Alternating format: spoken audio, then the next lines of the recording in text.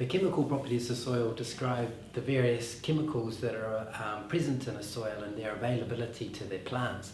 So there's a couple of main factors to understand here. One is the actual nutrients and minerals that are in a particular soil.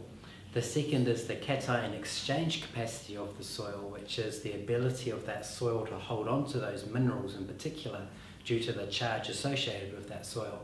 And the last one is the pH of that soil, which affects the availability of those minerals that are in the soil. The first one, as far as just what is in that soil, is first best done by either a mineral test of the plants or a mineral test of the soil.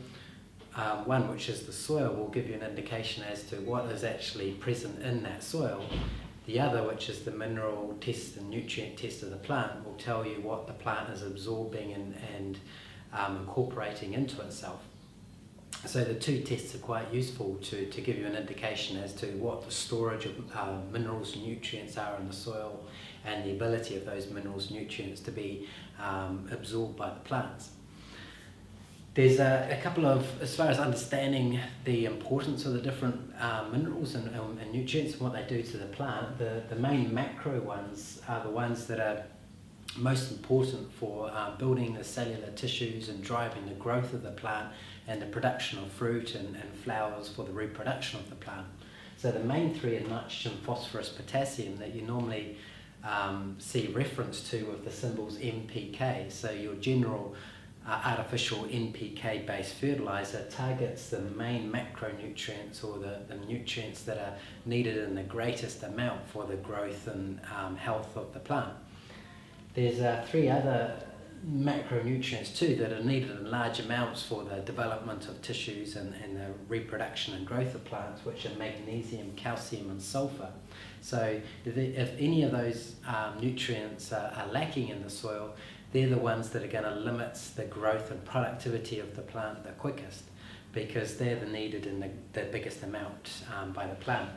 The other ones are micronutrients, which is boron, iron, zinc, copper, molybdenum, chlorine and manganese, and they're needed in much smaller amounts, but again, if they're limited in the soil, the plant is going to either be weak, or it's not going to grow as healthily, or it's going to be less resistant against pest attack, so it's not going to be as healthy and productive as it could be without one of these, and it's going to be stressed, and it's going to just grow, or in some cases its growth is either prevented or severely limited if these micronutrients aren't available in the soil.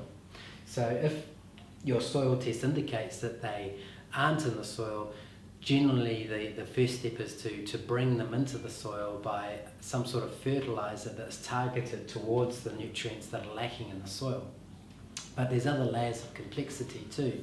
One of the main layers is that without the biological activity or life or health within the soil, then those nutrients are going to be washed out of that soil very quickly. They're not going to be held by that soil and made available for the plant growth for very long.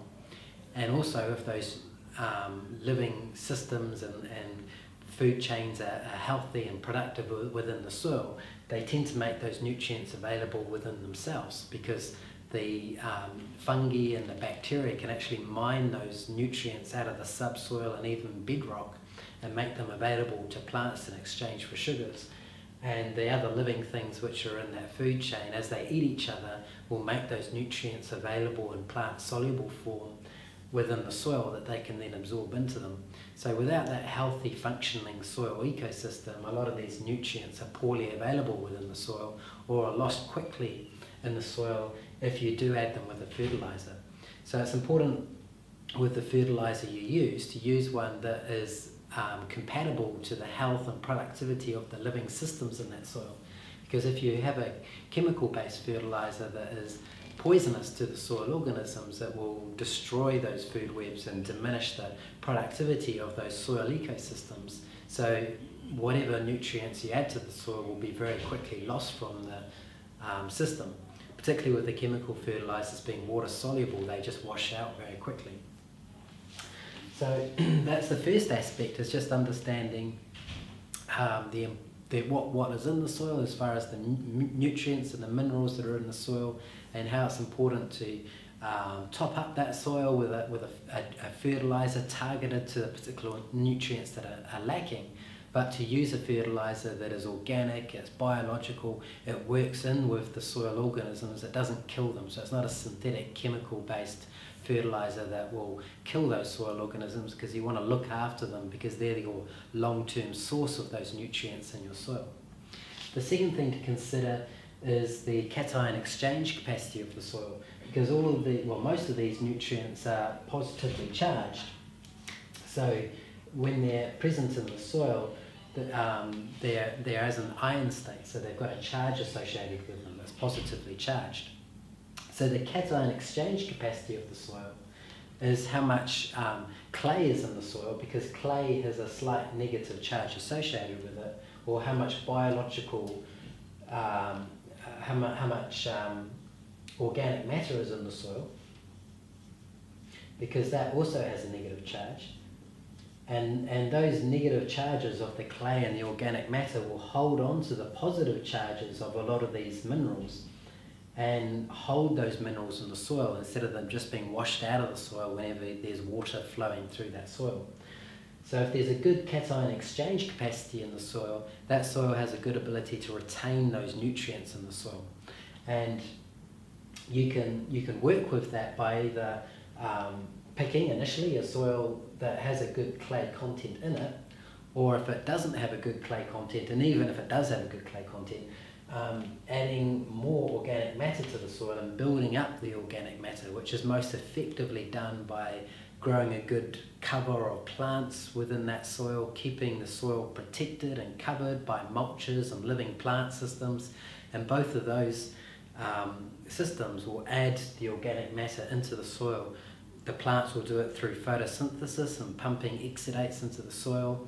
The mulch layer will decompose and add organic matter to the soil, and both of those sources of organic matter will be drawn into the food systems of the soil, the ecosystems of the soil, and be a food source for them to increase the organic matter within the soil.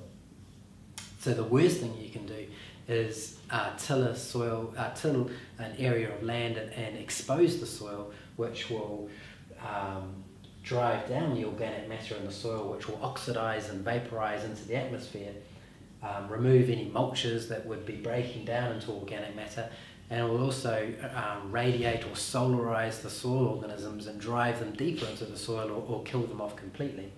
So you've got to make sure you have good living plant cover and mulch covers to protect the soil habitat and put organic matter into the soil. So after considering the cation exchange capacity and how you can work with it, the last one is the pH of the soil. So the pH of the soil is a measure of how many hydrogen ions are in the soil. And when you look at the pH scale, it's a bit of an odd one, where the kind of neutral value, or the kind of neutral pH, is 7, which is at the middle of the scale. And then as it goes higher from 7, it gets more basic. And as it gets lower than 7, it gets more acidic.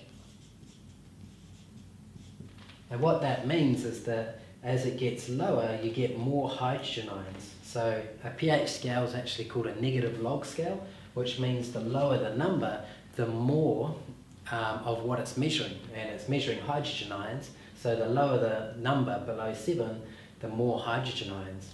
And then the higher the number above 7, the less hydrogen ions, and it's got a log scale. And a log scale means that as it decreases exponentially.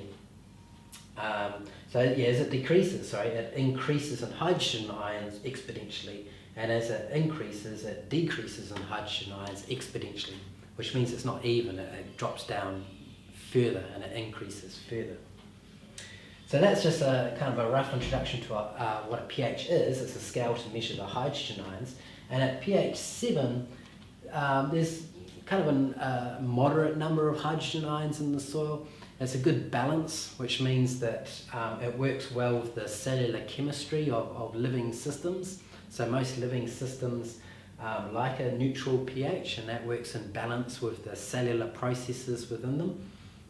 and that suits plants. Plants like in general a neutral pH because it works with the cellular processes, it doesn't stress them, but also because hydrogen ion also has a positive charge, that positive charge has a positive charge like these minerals that are in the soil, and it will compete with them. So as the pH gets too low and you get more and more hydrogen ions, it's going to outcompete these minerals, and it's going to be harder for the plant to absorb those minerals out of the soil. So what that is represented as is a chart like this, where for different pHs you can see how available different minerals are. So you can see at pH 7, which is your ideal, all of these minerals are available in good amounts. So the top one here has a pattern here where it tapers off when it gets lower than 7, and it tapers off as it gets higher than 7, and it's about at pHs higher than 8 and lower than 6 that these minerals are becoming particularly less available in the soil. So these minerals are nitrogen, phosphorus, potassium, sulfur, calcium and magnesium, and as they're getting lower than 6 or higher than 8, it becomes very hard for the soil, the plants to absorb those minerals out of the soil. It doesn't mean that they're not there, it just means that the plants can't absorb them very easily. The other pattern here is with iron, manganese, boron, copper and zinc, and as the pH gets 7.5 or higher, those minerals become very hard for the plant to absorb out of the soil. And the other pattern is with molybdenum, and that tapers off below 6.5. So pH is below 6.5, it becomes hard to absorb. So that's why it's good to work with the to try to achieve a neutral pH in your soil, to try to achieve a pH of 7. And again, that links back to organic matter. So not only can organic matter increase the cation exchange capacity of the soil, but it can also neutralize your soil pH. So if your soil is too acidic or too basic, by adding organic matter to that soil, it's going to bring it back to this nice neutral pH, which is 7. There's other chemicals, chemicals or minerals that you can add to the soil, which will also moderate this pH. So if the pH is too acidic, you can add calcium in the form of lime, and that calcium is a basic substance, so it's got quite a high positive charge, and it will bring the pH closer to 7. And the other one's sulfur, and sulfur has a negative charge, so if your pH is too high, by adding sulfur it's going to draw it back into 7. So either by adding calcium to increase the pH or sulfur to decrease the pH, you can moderate the pH and bring it back to 7 is what you want, or by, in either case, adding organic matter, it will achieve the same thing. And if you do take this kind of adding these mineral approach, you should also use the organic matter approach, because that's more sustainable long term. Because what will happen if you just add these minerals, so if you just add lime your paddocks, or if you just add sulfur to your paddocks, it will tend to draw out these minerals quite quickly, because the organic matter will not only balance the pH, but it will also add these minerals to the soil. So if you correct it chemically like this, it will tend to draw out those minerals and rob those minerals from the soil. So in the short term it's good, but in the long term it tends to draw out those minerals very quickly out of the soil, and then 10-20 years down the track they become very depleted in the soils, and it becomes hard to build up the amount of those minerals in the soil again. So it becomes a very short-term fix. Liming your paddocks or adding sulfur to your paddocks is a very short-term fix to moderate the pH. The longer-term fix, the one you should be aiming towards, is adding organic matter, and that's going to stabilize the pH. It's going to add those minerals to the soil, and it's not going to rob those minerals from the soil quickly. It's going to stabilize that whole system and build up the biology in the soil, which will also stabilize and add longevity to the production of that system.